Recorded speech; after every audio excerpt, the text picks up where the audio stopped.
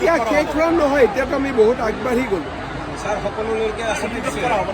এতিয়া প্ৰতিৰোধ নহয়, এতিয়াতো আমি আগবাঢ়ি গ'লো। তেওঁলোক এতিয়া পলায়ন মুডত আছে। যদি 10 বছৰ ভাল কৰি অসমত সুস্থিৰ চৰকাৰ থাকে, মানুহবোৰ নিজে পলাই পত্ৰং দিব।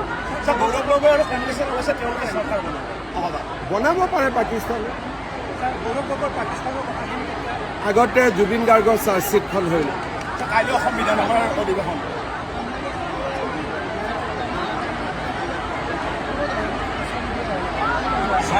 সাংবাদিকে আঁচনি দিলে সাংবাদিকে নিজে আকৌ সমালোচনা কৰে, চৰকাৰে হিতাধিকাৰী কৰি আছে বুলি।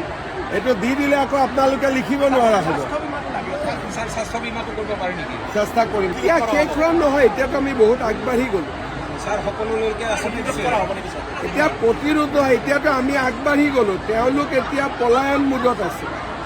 যদি 10 বছৰ ভাল কৰি অসমত সুস্থিৰ চৰকাৰ থাকে, মানুহবোৰ নিজে পলাই পত্ৰং দিব।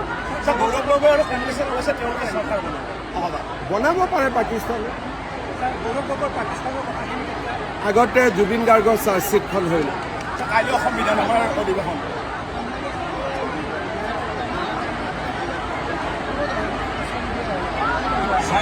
সাংবাদিকে আঁচনি দিলে সাংবাদিকে নিজে আকৌ সমালোচনা কৰে, চৰকাৰে হিতাধিকাৰী কৰি আছে বুলি। এইটো দি দিলে আকৌ আপোনালোকে লিখিব নোৱাৰা হ'ব। চেষ্টা কৰিম।